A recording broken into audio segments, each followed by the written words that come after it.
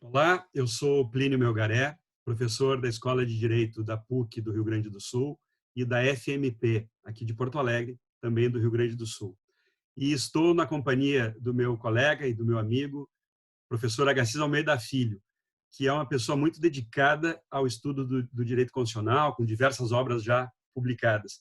E eu pediria, então, Agassiz, que tu fizesse aí a tua apresentação, para a gente, em seguida, começar o nosso diálogo acerca do sistema de responsabilidades que a Constituição estabelece em relação ao presidente da República.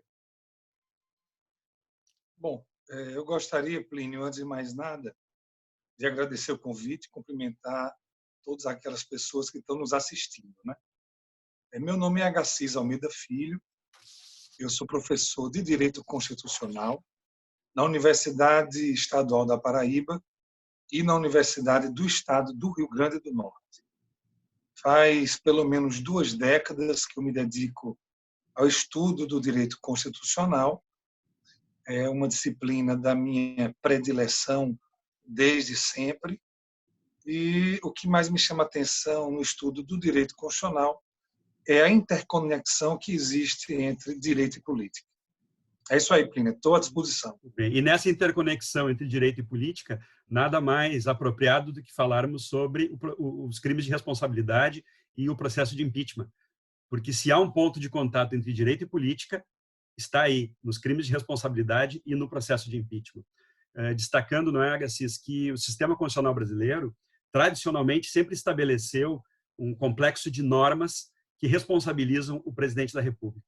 Basicamente, a gente pode distinguir esse processo de responsabilização, esse quadro normativo de responsabilização do presidente, em dois grandes grupos. Os crimes comuns, a responsabilidade do presidente pela prática de crimes comuns, e aí é uma ordenação que se encontra na Constituição, e também a responsabilidade do presidente diante da prática de crimes de responsabilidade, que ocasiona, que deflagra o processo de impeachment. E é sobre esse tema que hoje conversamos, Agassiz. O processo de impeachment, no direito brasileiro, ele é um processo bifásico, ou seja, ele é formado por duas etapas, por duas fases bem distintas. Uma primeira etapa, uma primeira fase, se dá pela admissão da denúncia por parte da Câmara dos Deputados. E se há de se observar que a legitimidade para propor essa denúncia é a mais ampla possível, porque nos termos da legislação que regulamenta o impeachment, a Lei 1079 de 1950, que foi recepcionada quase que na sua integralidade pela Constituição Federal de 88, essa legislação estabelece que qualquer cidadão brasileiro pode propor, pode apresentar uma denúncia contra o presidente diante da suposta prática de crimes de responsabilidade. Apresentada essa denúncia perante a Câmara dos Deputados, o presidente da Câmara recebe essa denúncia. Ou seja, ela é protocolizada junto ao presidente da Câmara. O presidente da Câmara recebendo essa denúncia, óbvio, ele tem dois caminhos. Ele pode aceitar a denúncia e encaminhá-la dentro de prazos que estão estabelecidos no próprio regimento interno da Câmara, encaminhar para o plenário da Casa. E aí o plenário da Casa vai julgar se aceita, se acolhe essa denúncia ou não, se recebe essa denúncia ou não. Recebida essa denúncia por 2/3 dos deputados em plenário, essa denúncia vai ser encaminhada para o Senado. Sendo encaminhada para o Senado, aí se deflagra o processo de impeachment. Esse primeiro juízo de admissibilidade da denúncia não forma ainda o processo de impeachment. Ele é uma fase prévia, anterior ao processo de impeachment. O impeachment, o processo em si, começa efetivamente se o Senado, ao receber essa admissão, essa admissibilidade da denúncia da Câmara, se o Senado decidir instaurar o processo. E notem que, admitindo a denúncia o Senado, ou seja, o Senado dando sequência e fazendo a abertura do processo de impeachment, o presidente da República fica suspenso do seu mandato, do seu cargo, pelo prazo de 180 dias. Esse foi o rito estabelecido no processo de impeachment da ex-presidenta Dilma Rousseff, e esse rito foi construído, sobretudo, pelo ministro do Supremo Tribunal Federal, Luiz Roberto Barroso. E o ministro Barroso, ao meu sentir, Agassiz, desvirtuou um componente importantíssimo do processo de impeachment. Porque, veja, o ministro Barroso definiu o seguinte, o Supremo decidiu o seguinte: então, apresento a denúncia para o presidente da Câmara, se o presidente da Câmara aceita a denúncia, encaminha para o plenário, se o plenário, em 2/3, aprovar, encaminha para o Senado. Onde é que me parece que é um equívoco aí no rito estabelecido pelo ministro Barroso? Que o Senado pode dizer que aquela denúncia não é suficiente para a abertura do processo de impeachment. Ou seja, o Senado se sobrepõe à Câmara. A Câmara dos Deputados fica quase como um rito de passagem, porque quem vai deflagrar efetivamente o processo é o Senado. Me parece que a interpretação correta, considerando todo o processo de impeachment, é, uma vez admitida a denúncia pela Câmara, o Senado teria, obrigatoriamente, que dar sequência ao processo de impeachment, nem que depois, lá no final, absolva o presidente. Porque, senão, ele está superando, o Senado tem o poder de superar o que os representantes do povo decidiram. Lembrando sempre que os representantes do cidadão, o representante do cidadão é o deputado federal, o Senado é o representante dos estados.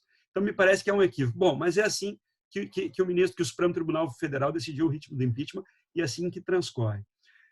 A outra possibilidade que o presidente da Câmara tem ao receber a denúncia é rejeitar monocraticamente, por uma decisão unilateral, não dar sequência a esse processo a essa denúncia. Não é? Basta que o presidente da Câmara entenda que a denúncia não apresenta elementos suficientes que mereçam dar sequência a todos esses atos que nós há pouco aqui referimos. Mas aí uma observação, eu gostaria de te ouvir acerca disso, Agassiz, porque eu sei que tu tem uma ideia muito considerável sobre isso. Entregue o processo, a denúncia para o presidente da Câmara. O que faz o presidente da Câmara? Se ele, e é o que nós estamos vendo atualmente pelo presidente Rodrigo Maia, ele já recebeu várias denúncias, ele não se manifestou sobre nenhuma delas.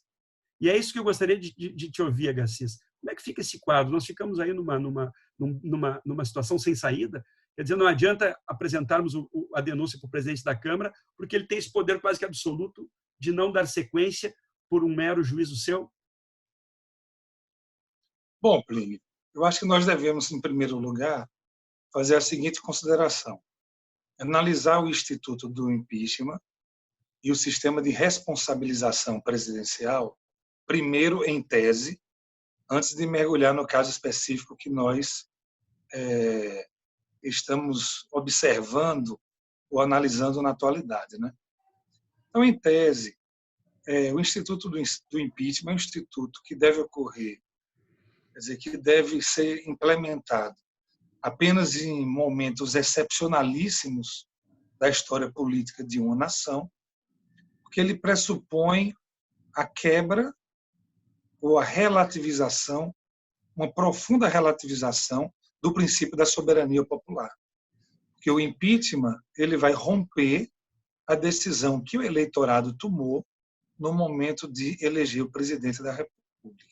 Lembrando que no sistema presidencialista, tanto os membros do Congresso Nacional são eleitos pelo povo, quanto o próprio presidente da República. Então, nós temos o poder executivo e o poder legislativo, ambos com ampla legitimidade política e democrática. Então, é natural que o processo de impeachment ele seja o mais complicado possível para evitar que o princípio democrático, como eu já disse, seja atingido ou seja relativizado. Essa é uma conquista, a conquista da valorização do princípio democrático, é uma conquista que remonta às revoluções liberais e à própria construção da ideia de Estado constitucional. Então, nós temos que fazer, em primeiro lugar, essa ponderação. Perfeito. Além disso, no que diz respeito ao crime de responsabilidade, a gente tem que considerar também que, pelo fato de ele se posicionar como um episódio político, jurídico-político muito grave, o crime de responsabilidade ele tem o condão, ele tem o poder de relativizar o princípio democrático. Mas ele tem o condão de relativizar um princípio democrático numa dada dimensão, que é o princípio democrático quando ele se projeta através das decisões que as pessoas tomaram numa determinada eleição ou em duas eleições, no caso de primeiro e segundo turno para a presidência da República. Então, relativiza essa dimensão do princípio democrático. No entanto, o crime de responsabilidade permite que haja essa quebra, porque o crime de responsabilidade ele representa um vilipêndio à Constituição, e a Constituição ela vai ser compreendida através da ótica democrática, através da decisão eleitoral, mas através da decisão constituinte. Então, o crime de responsabilidade é um crime que atenta contra a Constituição, e sendo um crime que atenta contra a Constituição, atenta contra a vontade primeira do povo, que é essa vontade fundacional de criar o Estado democrático de direito ou o Estado constitucional. Então, em razão disso, em razão de o crime de responsabilidade afetar, enfim, na sua parte mais sensível à ordem constitucional, é possível que ele desencadeie a quebra ou a relativização do princípio democrático na sua dimensão eleitoral. Então, nós temos o princípio democrático na sua dimensão fundacional e o princípio democrático na sua dimensão eleitoral. No que diz respeito, Plínio, à presidência da Câmara, é importante que sejam os representantes, além de estar plasmado na Constituição, mas é importante que seja a Câmara Baixa, os representantes do povo brasileiro, os responsáveis por promover o juízo de admissibilidade. Mas aí nós temos um problema. A questão é que o presidente da Câmara dos Deputados, ele é obrigado a decidir se ele aceita o pedido de impeachment ou se ele rejeita o pedido de impeachment. E ele pode dizer que não há justa causa, ele pode tranquilamente analisar que há falta de provas no pedido que foi feito, alguma formalidade não foi obedecida, não há nenhum tipo de problema nisso. Mas o presidente da Câmara, ele tem que aceitar ou rejeitar o pedido de impeachment. O fato de o presidente da Câmara se manter num estado de inação, e aí nós podemos chegar ao quadro atual, cria uma espécie de impasse político que é muito grave para as instituições. E é grave para as instituições porque dá a entender que nós não temos saída diante de uma situação política que exige uma posição mais ativa, uma posição decisiva, uma posição revocatória em relação ao mandato presidencial ou a um mandato presidencial que é nitidamente prejudicial à nação, porque incide na prática de vários crimes de responsabilidade. E o quadro que nós temos hoje, dessa inércia do presidente da Câmara, não é inédito. Nas outras situações de impeachment, né, e desde 88 nós tivemos, feliz ou infelizmente, 2 presidentes que tiveram seu mandato interrompido pelo impeachment, o ex-presidente Collor e a ex-presidenta Dilma. Nos 2 casos, antes do processo ter sido aberto, efetivo processo de impeachment ter sido aberto, várias denúncias chegavam. Até que, em um dado momento político, o presidente da Câmara resolveu aceitar alguma daquelas denúncias. Né? Porque, em geral, é assim. A primeira denúncia ofertada, em geral, não é aceita. Né? E aí está em causa aí as questões de ordem política, né? que suscitam uma adesão popular e uma adesão dos próprios parlamentares ao pedido de impeachment. Hoje, o que nós temos é isso. Dezenas de pedidos de impeachment. O presidente Rodrigo Maia, presidente da Câmara Rodrigo Maia, não se manifestou sobre nenhum. Nas outras vezes em que isso ocorreu, qual foi o deslinde que se teve? Né? Qual foi o segmento que se teve? A própria parte que ingressou com o pedido de denúncia, diante da inércia, da inação do presidente da Câmara, recorre ao Supremo Tribunal Federal, exigindo uma manifestação do presidente da Câmara, aceitando ou não a denúncia. O Supremo Tribunal Federal já tem decisões nesse sentido, dizendo que o presidente da Câmara tem que se manifestar. Exatamente na linha que tu disseste, Francisco. O presidente da Câmara tem que se manifestar. Ele não pode arquivar essa denúncia sem dizer se a aceita ou se não a aceita, independente da fundamentação. Mas ele tem que se manifestar. Né? Isso já aconteceu lá nos casos do Collor e da presidenta Dilma. No momento atual, o Supremo já se manifestou também sobre isso. O ministro Celso de Mello, quem é o relator desse processo, já se manifestou dizendo que o presidente Rodrigo Maia tem que se manifestar sobre essas denúncias. Né? O que me chamou a atenção é que nessa decisão do ministro Celso de Mello atual, ele notificou também o presidente Bolsonaro, para que o presidente Bolsonaro se manifeste sobre isso. Ora, me parece que isso é absolutamente indevido. O réu, quem sabe denunciado, quem sabe suspeito, não tem que se manifestar se a denúncia vai ser aceita ou não. Foge me parece, de qualquer compreensão jurídico, não tem sentido jurídico nisso. Entende, Zagacês? Quer dizer, quem tem que responder a este processo, dizendo por que não se manifestou ainda sobre as denúncias, é o presidente Rodrigo Maia. O presidente Bolsonaro, que quem sabe lá vai ser o denunciado, não é momento ainda de ele se manifestar, porque não tem nem processo. Não é momento de ele fazer defesa, porque não tem nem acusação. Essa decisão é do presidente da Câmara. O presidente da Câmara é que tem que justificar por que aceita ou por que não aceita. E o Supremo Tribunal Federal já decidiu isso. E o presidente da Câmara tem que se manifestar. Se o presidente da Câmara resolve não acolher a denúncia de plano, indeferir essa denúncia, seja por falta de justa causa, até uma razão formal, essa decisão é soberana do presidente da Câmara, no primeiro momento, né? Agora, o regimento interno da Câmara prevê que, diante do indeferimento feito pelo presidente da Câmara, o plenário da Câmara pode decidir sobre esse ponto. Ou seja, se o presidente não aceitar a denúncia, o plenário da Câmara, e só e somente o plenário da Câmara, pode decidir acerca da decisão do presidente da Câmara. Então, há essa possibilidade dentro do sistema, né, para que o presidente da Câmara não tenha uma decisão absoluta sobre o tema, se confere aos próprios deputados que possam provocar o plenário e o plenário reformar a decisão do presidente da Câmara e aí acolher o pedido, a denúncia de impeachment e dar sequência ao processo. Mas uma coisa é certa, o presidente da Câmara não pode ficar inerte. Esse direito ele não tem. Esse direito ele não tem. Mas se ele fizer isso, ele está abusando dos seus poderes, abusando das suas prerrogativas, né? E em relação... Pois não. Olha, deixando de lado uma questão que complicaria muito a discussão,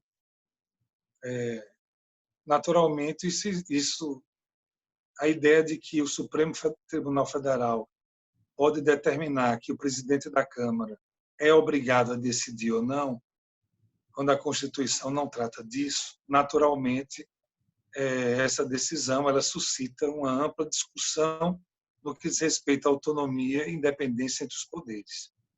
E deixando essa questão de lado, uma vez que o presidente da Câmara dos Deputados não se manifesta, ele, no plano político, e a gente tem que lembrar que toda essa discussão ela ocorre no plano jurídico e político, mas a dimensão é mais política do que jurídica. No plano político, me parece que essa inação ela gera uma tensão que pode atrair para o próprio presidente da Câmara a responsabilidade pelo fato de não tocar adiante, pelo fato de não permitir que a própria Câmara dos Deputados se manifeste sobre o tema. Então, por exemplo, nós sabemos que, embora seja a Câmara dos Deputados, porque essa é uma questão interna corporis, que decide sobre a cassação de um parlamentar, nós sabemos que a Câmara dos Deputados pode cassar o mandato parlamentar por falta, se esse parlamentar praticar falta de decoro parlamentar, que é um conceito muito aberto e que é preenchido politicamente pela própria Casa.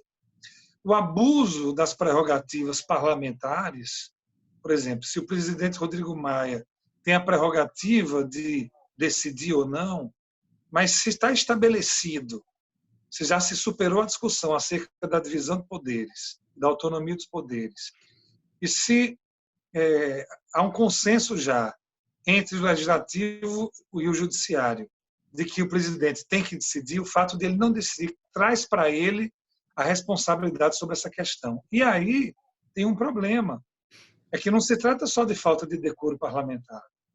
Ele atrai a responsabilidade porque ele pode ser objeto, por exemplo, de uma ação de improbidade administrativa, por falta de lealdade às instituições, por quebra da legalidade, por falta de honestidade em relação ao cargo que ele ocupa. Ele pode ser objeto, através de qualquer cidadão brasileiro, de uma ação popular por quebra da moralidade administrativa. E o grave e interessante aqui é que essa ação de improbidade administrativa e essa ação popular, elas tramitam no juízo de primeiro grau. Elas não precisam tramitar no Supremo Tribunal Federal. Então, o presidente Rodrigo Maia ele traz para si essa responsabilidade, gerando uma tensão muito forte, mas, sobretudo, acredito, por dois motivos, e são dois motivos políticos. O primeiro motivo é porque ele sente que há um respaldo dentro do Congresso Nacional para que ele permaneça nessa posição. E o segundo motivo é que embora haja conflitos políticos entre o Congresso Nacional, sobretudo a presidência da Câmara, e o presidente da República, há uma identidade muito grande entre o grupo do deputado Rodrigo Maia e o projeto econômico do governo Bolsonaro, personificado no ministro Paulo Guedes, com uma agenda neoliberal. Extremamente liberal, fortemente liberal, dizia que liberal contra o liberalismo admitido pela Constituição. Então, acho que essa inação do presidente Rodrigo Maia pode fazer com que ele compartilhe com o presidente Bolsonaro de uma responsabilidade que originariamente é apenas do presidente Bolsonaro. Perfeito, perfeito. Concordo plenamente contigo, Garcês. Claro, e o que certamente está por trás, além dessa sensibilidade que o presidente da Câmara tem quanto ao respaldo que ele encontra dos seus colegas, dos outros parlamentares, ele sabe que basta um despacho dele, basta um despacho dizendo não recebo a denúncia por falta de justa causa, que o problema está sanado, que o problema está resolvido. E ele deve acreditar também no fato de que ele não vai ser punido por não receber essa denúncia, né? Claro, já há a decisão do Supremo determinando que ele se manifeste. Ele deve estar esperando os prazos correrem para, no último dia que foi dado pelo Supremo, para que ele se manifeste, e aí vamos ver se ele vai acolher ou não a denúncia, né? Agora, me parece, Agassiz, que é importante a gente ressaltar que essa possibilidade do presidente rejeitar de plano as denúncias apresentadas se justifica por uma questão de ordem prática, né? Porque se o presidente da Câmara, se não tivesse alguém, e no caso é o presidente da Câmara, que fizesse esse filtro diante das denúncias apresentadas, nós teríamos provavelmente, claro que talvez eu exagere um pouco, nós teríamos uma denúncia por dia contra o presidente da República, pedido do presidente, né? Por uma razão também, Agassiz, e tu tens uma tese sobre isso, por uma razão, os tipos, né, jurídicos identificados como crimes de responsabilidade são extremamente amplos, extremamente abrangentes, né? É uma infração, um ilícito político-administrativo, daqui a pouco vários comportamentos podem ser tipificados abstratamente como crimes de responsabilidade. Daí porque tem que ter esse filtro. Claro que não se pode abusar desse filtro, né? Não se pode abusar desse filtro no sentido de privar a Câmara de se manifestar sobre a denúncia ofertada. Os crimes de responsabilidade tem que atentar, a conduta do presidente, nos termos do artigo 85 da Constituição, tem que atentar contra a Constituição. O que significa isso, Agassiz, atentar contra a Constituição? Atentar contra a Constituição, Plínio, significa que não basta o presidente da República praticar os atos que estão previstos na lei do impeachment para que ele cometa crime de responsabilidade e possa ser objeto de um processo de impedimento presidencial.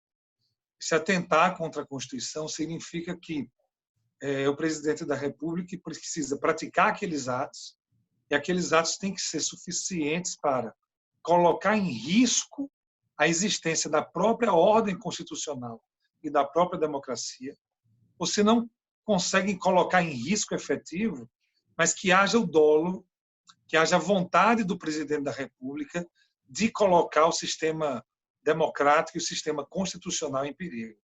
É fundamental essa compreensão, porque essa compreensão ela compatibiliza, primeiro, o que está exposto no caput do artigo 85 da Constituição, atentar contra a Constituição, com a ideia de que os tipos são muito abertos e você ali conseguiria encaixar qualquer tipo de conduta, instabilizando o funcionamento da democracia. É importante lembrar que, embora no Brasil nós tenhamos tido 2 impeachments, nos Estados Unidos nunca houve um processo de impeachment que chegou ao final. E eles começaram, o primeiro caso de processo de impeachment nos Estados Unidos aconteceu ainda na década de 1860.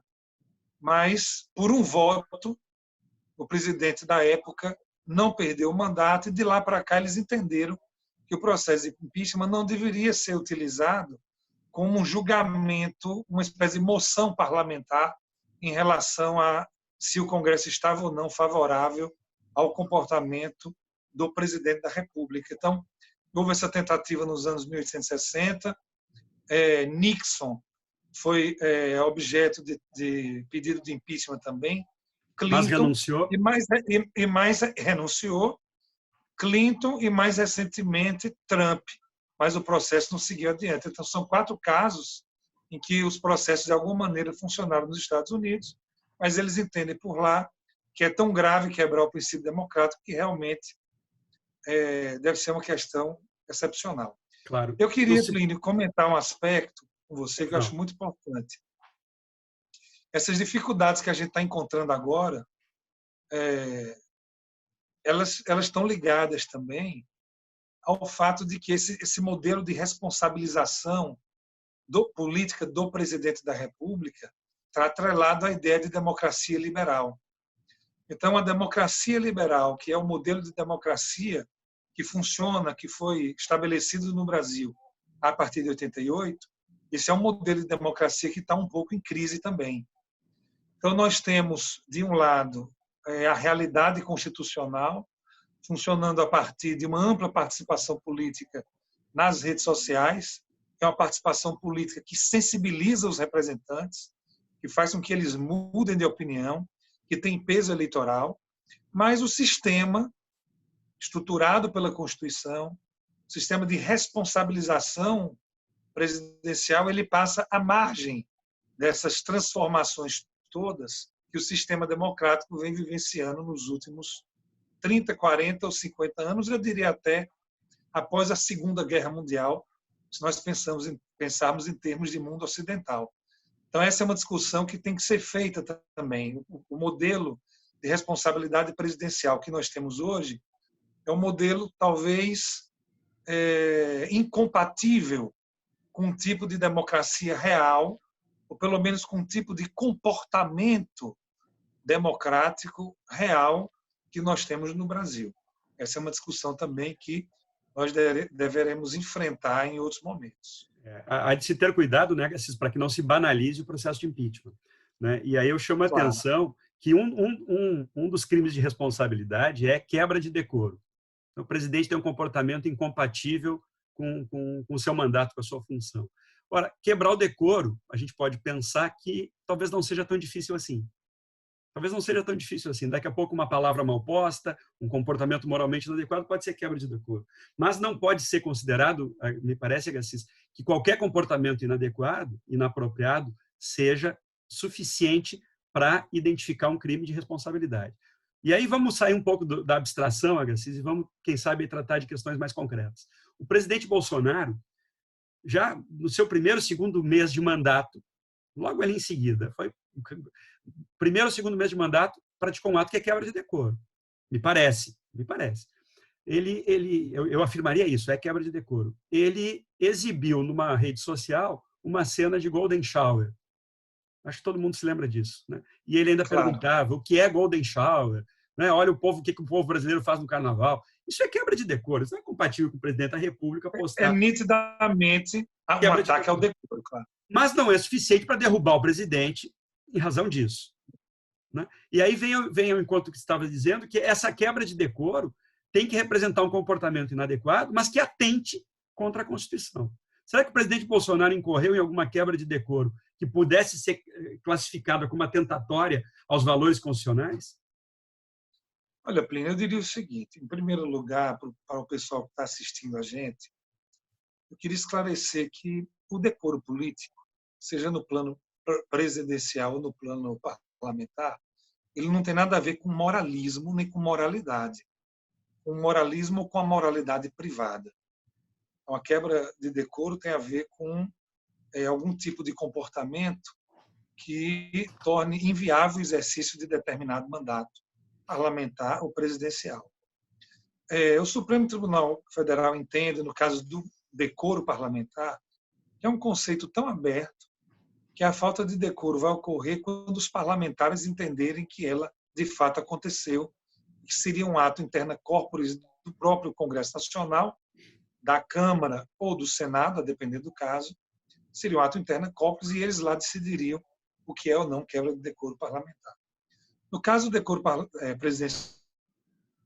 presidencial, a falta de decoro presidencial para se configurar como crime de responsabilidade tem que ser uma quebra de decoro que coloque em perigo, que atente, que demonstre a vontade do presidente da República de atentar contra a existência ou contra a estabilidade da ordem constitucional, ou trocando em miúdos, contra a existência e a estabilidade do regime democrático. Então, acho que exemplos claríssimos de quebra de decoro parlamentar que configuram crime de responsabilidade é, por exemplo, quando o presidente, as várias vezes em que o presidente da República enalteceu o golpe militar de 64, elogiou a ditadura brutal de Augusto Pinochet no Chile. Então, quando ele ofendeu, desculpa, quando ele ofendeu o pai do presidente da OAB. Quando ele ofendeu o pai do presidente da OAB, muito bem lembrado, Plínio. Isso é uma quebra de decoro. São quebras de decoro que atentam contra a existência do regime democrático, porque o que ele está fazendo é enaltecer, e isso tem muita força política, enaltecer os regimes de exceção, enaltecer a tortura, enaltecer a negação da democracia. Práticas inaceitáveis nos quadros da nossa Constituição. Claro, são situações inaceitáveis. É importante a gente lembrar que quando o presidente da República toma essa medida ou faz essas falas, o presidente da República está atuando politicamente e está influenciando um contingente importante da sociedade brasileira, está influenciando a seguir essa mesma linha e, com isso, instabiliza, enfraquece a cultura democrática, que entre nós, vamos confessar, anda bastante combalida ou nunca foi forte o suficiente, né? Então, são exemplos claros de crimes de responsabilidade baseados na falta de decoro presidencial. Até porque a figura do presidente tem um valor, um peso simbólico, sobretudo num país presidencialista, que não pode ser relativizado. Não é? E a presença do presidente, Agassiz, a presença do presidente Jair Bolsonaro nessas manifestações que postulam a volta do regime militar e a instituição do AI-5, por exemplo. Será que aí também não há a prática de crimes de responsabilidade? Aí o crime de responsabilidade é absolutamente claro. Está tipificado, está expresso. Está escrito. Ele, de alguma maneira, naquele momento, quando ele se manifesta junto àquelas pessoas que pedem o fechamento do Congresso, o fechamento do Supremo, a volta da ditadura, a volta de um AI-5. O AI-5 foi um ato normativo terrível que suspendeu as garantias fundamentais, suspendeu o habeas corpus e implantou um regime de terror no Brasil. Então, quando ele adere àquelas manifestações, quando ele apoia aquelas manifestações, naturalmente ele está interferindo no funcionamento do Poder Legislativo e do Poder Judiciário, evidentemente. E aí interferindo de modo a fragilizar esses poderes em nome de uma saída, de um modelo, de um comportamento e de uma cultura autoritária. Aí o crime de responsabilidade é extremamente claro e grave. Exato. E não é fazer crítica ao legislativo ou crítica ao judiciário, que isso está dentro do campo da liberdade de expressão, da liberdade de pensamento, e o presidente da República pode criticar o Supremo Tribunal Federal, o Poder Judiciário, e pode criticar o Poder Legislativo. Quanto a isso, não há dúvida, né? Mas agora é diferente fazer uma crítica institucional do que propor o fechamento do Congresso ou o fechamento do Supremo. Né? Há uma diferença aí, né? Com o pedido de intervenção militar ou aderindo a manifestações favoráveis à volta do regime militar. E aí a prática de crimes de responsabilidade. Mas parece que pelo quadro que nós temos... Pois não, Agassiz? Eu queria só ressaltar, Plínio, uma questão simbólica, mas muito importante, é que o presidente da República recomendou que o Ministério da Defesa colocasse no seu site institucional uma frase ou uma mensagem que enaltecia a ditadura de 64. Quer dizer, o presidente da República não atua apenas no plano político, ele está agindo institucionalmente no sentido de promover o autoritarismo político no Brasil. E a ordem constitucional não permite, porque se ela permitisse comportamentos dessa natureza, ela estaria atentando contra a sua própria existência, atentando contra a existência do regime democrático. E, infelizmente, o ministro Toffoli considerou isso como liberdade de expressão. Infelizmente, o ministro Toffoli, enfim, revogou a decisão de uma magistrada que corajosamente mandou que a mensagem fosse retirada. E, nesse caso, me parece que o ministro se equivoca com o sentido e os limites da liberdade de expressão. Perfeito. É diferente um cidadão, um indivíduo se manifestando, né, Plínio, e um órgão público, o Ministério da Defesa de um país. Exato, são dimensões diferentes, né? São dimensões distintas, né? Mas, ao que parece, Agassiz, a gente está dando razão ao que o Pontes de Miranda, nos seus comentários à Constituição, estabeleceu. Não é? Quando ele comentou o impeachment, os crimes de responsabilidade, ele disse assim, que o impeachment e os crimes de responsabilidade é mais um assunto de ameaça, porque, na prática, né, acaba muitas vezes nós ficando nesse dilema, né, ou nesse beco sem saída, embora nós tenhamos 2 processos de impeachment na nossa história, né?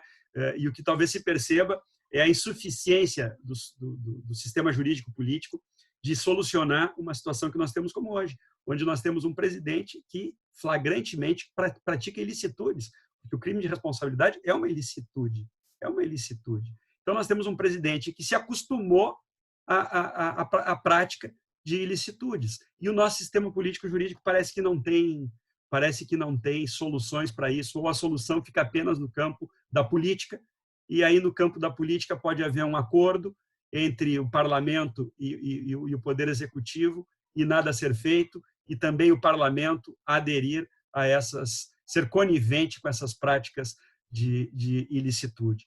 E se, ao mesmo tempo que o impeachment não pode servir para um golpe parlamentar, ou seja, para imputar ao presidente da República qualquer comportamento seu como um crime de responsabilidade, mesmo que não seja, né? Da mesma forma que o impeachment não pode servir para golpes parlamentares, também me parece que o Poder Legislativo não pode desconhecer a prática desses crimes como se nada tivesse acontecendo, né? Não pode também o Poder Legislativo, se ele não pode praticar um golpe parlamentar, ele não pode desrespeitar a Constituição nesse ponto, a ponto de fazer vistas grossas a um presidente que, no seu cotidiano, desde o primeiro mês de mandato, pratica crimes de responsabilidade. E as notícias estão aí para caracterizar isso. Eu não sei se o presidente Bolsonaro deveria ser culpado ou não, não é esse juízo que eu faço, mas, no mínimo, o processo de impeachment deveria ser aberto. E levando já para o final dessa nossa conversa, Garcia, não sei se tu gostaria de acrescentar algum outro aspecto. Eu queria acrescentar uma questão que, na verdade, é mais um gancho para uma futura conversa. O problema da responsabilização política do presidente Bolsonaro vai além do nexo causal entre a prática do crime e o resultado que deve ser o seu impedimento. O problema é que a presença do presidente Bolsonaro na chefia do Poder Executivo está trazendo prejuízos sanitários gravíssimos para o Brasil. Então, se o sistema político não tem condições, por quaisquer motivos, se o sistema constitucional que responsabiliza o presidente não tem condições, de momento, de afastá-lo para que essa pandemia seja adequadamente combatida, seria fundamental que o Congresso Nacional criasse medidas, embora inusitadas, embora extraordinárias, para que, pelo menos, a gestão do orçamento ligado à Covid-19, ao combate à Covid-19, saísse das mãos do presidente da República. E aí uma emenda constitucional poderia criar algum tipo de conselho de gestão para tomar essas medidas, porque nós estamos vivendo uma situação dramática em que os estados e municípios estão padecendo de forma muito intensa pela inação do presidente, em razão de ele ter uma compreensão sobre esse problema sanitário, que é uma compreensão, me parece que no Brasil, bastante isolada. Então, é um tema para uma outra questão, para um outro, aliás, é um tema para outro momento, mas eu gostaria de lembrar isso, que se a responsabilização não tem condições de sair agora, outra solução há de ser construída para que o Brasil, para que os brasileiros não padeçam tanto com a irresponsabilidade de um governante como o presidente Jair Bolsonaro. Eu concordo plenamente, Agassiz, e eu encerraria dizendo o seguinte: me parece que qualquer cidadão brasileiro, sobretudo nós que somos professores de direito, qualquer cidadão brasileiro que tenha o mínimo apego à legalidade constitucional, o mínimo apego à legalidade constitucional e aos valores superiores expressos na Constituição, devem apoiar o pedido de impeachment. Sem dúvida, é isso aí. Agradecendo a tua participação, Agassiz, e me despedindo aí de todos que estão aqui nos assistindo. Eu é que agradeço o convite. Força, pessoal, vocês que estão nos assistindo, força. Acreditem ainda na política, acreditem ainda no direito, acreditem ainda na democracia. Há dificuldades, mas nós iremos superá-las com o tempo e juntos. Muito obrigado. Forte abraço. Exato, exato. E a ideia de resistência está presente, né? É preciso resistir. É preciso resistir ao Covid-19, é preciso resistir à vontade de ir para as ruas, mas ficarmos em casa, ficarmos em isolamento, e é preciso resistir aos projetos neofascistas que estão aí postos. Um abraço a todos e a todas. Um abraço.